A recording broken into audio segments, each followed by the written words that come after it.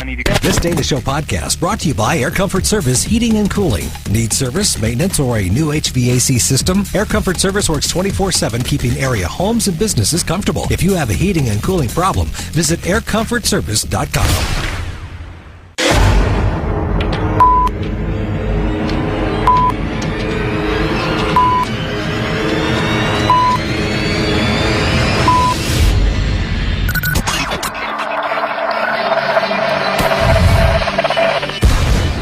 Dana Lash is off and running, generating the buzz. All bets are off at this point. So great to talk to you, Dana. You're my favorite. Dana, you and I are blood brothers for the American dream. Dana Lash, the conservative alternative. This is The Dana Show. What I didn't hear in that was an apology to this committee. I don't think an apology is owed. Not a single email has been lost since the start of this investigation. Every email has been preserved that we have produced or will produce by the end of this. You don't think the time period between January 2009 and April 2011 is relevant to this investigation? Wow, the arrogance. Now, see, I missed this when I was traveling on Friday. The arrogance of this that demonstrated in this hearing. I don't think an apology is owed. Wow. Really? You really don't think it is? That's just John Kosikinen. I can't pronounce his last name. I'm not going to pretend to. He's the IRS chief. I don't feel like learning how to pronounce his name because I don't like him. It's Koskinen. He looks like he's a Koskinen. Thank you.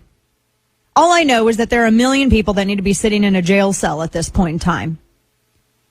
But this IRS chief in this hearing, John Koskinen, saying that he doesn't think that the IRS owes Congress an apology. By the way, the other big story, do you know how they apparently used a company that would save that did all, it backed up everything that they did. It saved all of their emails. It was their backup service, right? You back up your hard drive at home. They had this contract with an email storage contractor. And fascinating, it's called Sonasoft is the contract. The contract ran from it was based in San Jose, and it's specifically an email archiving company. They partner with Microsoft, and those amongst its clients include the New York Times. Email archiving done right. Point-click recovery. These are all their mottos. And in 2009, I love bloggers. I love the blogosphere. It's new media. It's new journalism. Sonasoft tweeted in 2009, quote, "If the IRS uses Sonasoft products to back up their servers, why wouldn't you choose them to protect your servers?"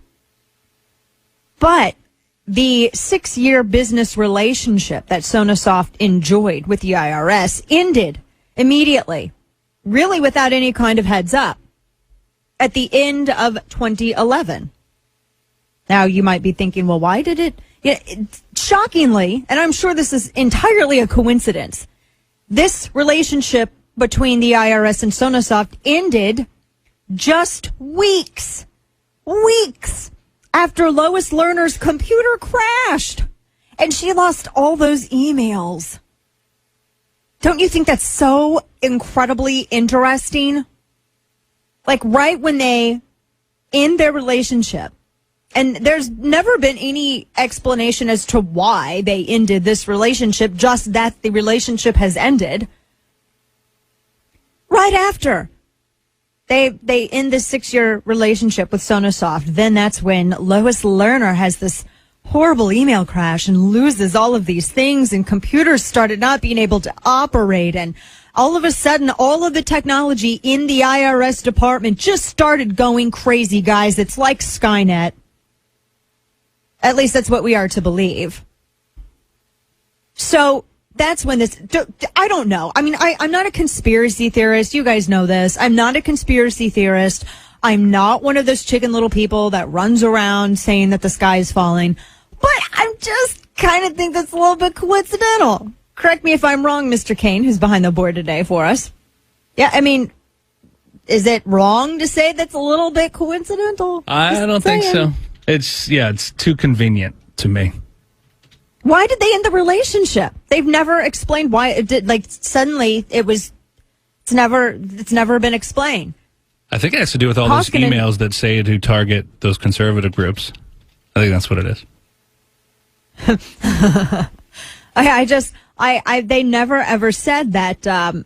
They never said why they decided to immediately stop, and they never had another company there in their place. And and again, this comes from the IRS's own gilded manual that it is an official record.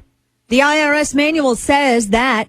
Even though Koskinen said in the hearing that, no, it's not really. Actually, yes, it is. Apparently, the IRS chief is completely unaware of what is discussed in his actual IRS manual. They have a manual.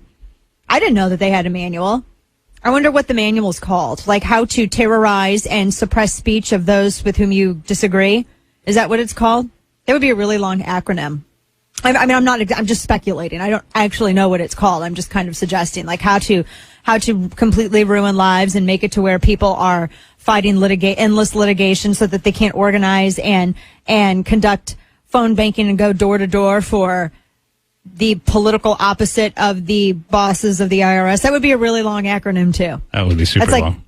That would be really wrong. It doesn't fit on a t-shirt. That's kind of the rule. If it doesn't fit on a t-shirt, it is not a good name. I'm just speculating. There's just like all of these coincidences. I don't really believe in coincidence. I don't believe in coincidences at all.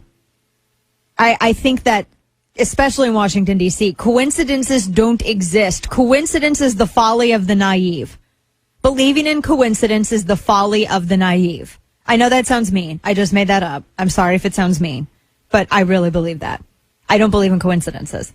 I don't believe that, oh my gosh, just right after they ended their completely wonderful relationship with Sonasoft, then suddenly, what?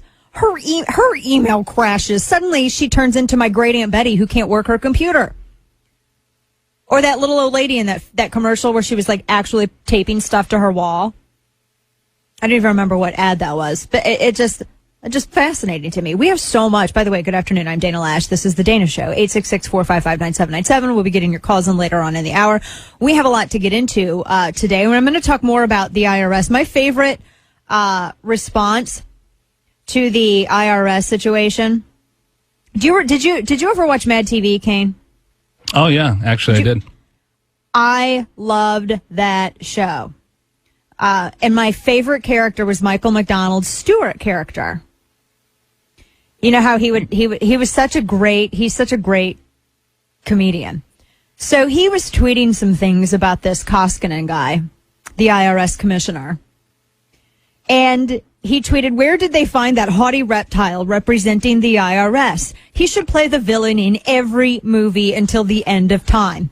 The IRS commissioner looks like a self-satisfied lizard, taking in sun on a rock after eating his own young, waiting for the IRS commissioner to split his skin and turn into an even more vile form of bureaucrat with the power to ruin citizens' lives. Watching the IRS explain itself, it reminds me of the time a cannibal told me that humans are delicious. That is exactly what it is. Koskinen looks like a lizard. And once I read that Michael McDonald said that, look at John Koskinen. Look at him. Have you seen him? He kind of looks a little bit like a burn victim. Don't say that. That's really kind of a little bit. But for those who don't know what he looks like, no. It kind of is like that. Can't. It's a little bit like that. No, he does not. It's a little That's bit like really that. mean. I know burn victims, and no, that's not good. Just saying, there's nothing about them. I'm just saying, it's just what it looks like to me. There's this, so let me just take you into a ditch for a minute before we go to break. And you can send hate mail to Kane@ms.com, which I don't think is his real email address. No, I'm sure it works. No, I don't think he looks like that at all. Good grief. You're so mean. No, but John Koskinen reminds me of this app that I got on my iPad. And sometimes if I don't have Wi-Fi on the plane and I'm traveling and, there are these lizard warriors. And just to go on with what Michael McDonald had tweeted about him looking like a self-satisfied lizard taking in sun on a rock after eating his young.